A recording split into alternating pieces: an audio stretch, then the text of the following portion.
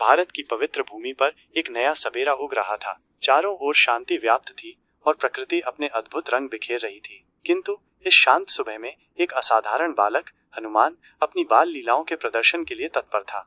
हनुमान, जो अपनी अद्भुत शक्ति और चंचल स्वभाव के लिए विख्यात थे, उस दिन कुछ विशेष अनुभव कर रहे थे। उनकी छोटी छोटी आंखें प्रत्येक वस्तु का सूक्ष्म अवलोकन कर रही थीं और उनका मन नवीन शरारतों को अंजाम देने के लिए उत्सुक था। तत्क्षण उनकी दृष्टि आकाश में उदित हो रहे सूर्य पर केंद्रित हुई। उस स्वर्णिम गोले का दर्शन कर हनुमान के बाल मन में एक विचार उत्पन्न हुआ। उसकी लालिमा और गोलाकार आकृति किसी परिपक्व रसीले फल के सदृश प्रतीत हो रही थी।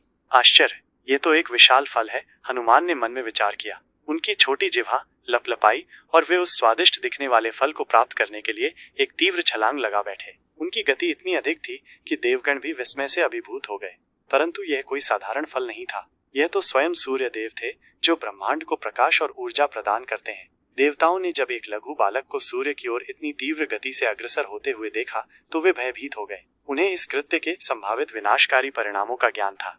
परिस्थिति की गंभीरता का संज्ञान लेते हुए देवराज इंद्र ने तत्काल कार्रवाई की। उन्होंने अपना सर्वाधिक शक्तिशाली अस्त्र वज्र उठाया और उसे हनुमान पर प्रहार कर दिया। एक भयंकर गर्जना हुई और आकाश में विद्युत की तीव्र चमक दृष्टिगोचर हुई। वज्र के आघात से हनुमान आहत होकर पृथ्वी पर गिर पड़े। उनकी छोटी ठोड़ी पर चोट लगी और उससे रक्तस्राव होने लगा। इसी घटना के परिणाम स्वरूप उन्हें हनुमान के नाम से जाना गया, जिसका तात्पर्य है टूटी हुई ठोड़ी वाला। अपने पुत्र की ये दशा देखकर पवन देव, जो वायु के अधिपति हैं, अत्यंत क्रोधित हुए। उन्होंने संपूर्ण विश्व से वायु का प्रवाह अवरुद्ध कर दिया। हवा के अभाव में पृथ्वी पर जीवन संकट में पड़ गया। मनुष्य और पशु श्वास लेने के लिए व्याकुल हो उठे।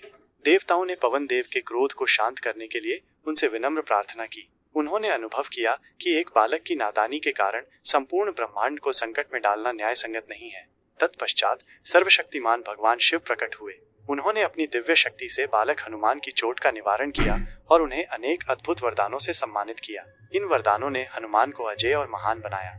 ये कथा हमें ये शिक्षा प्रदान करती है कि शैशव की नादानी कभी कभी गंभीर परिणाम उत्पन्न कर सकती है, परंतु दिव्य कृपा सदैव भक्तों की रक्षा करती है।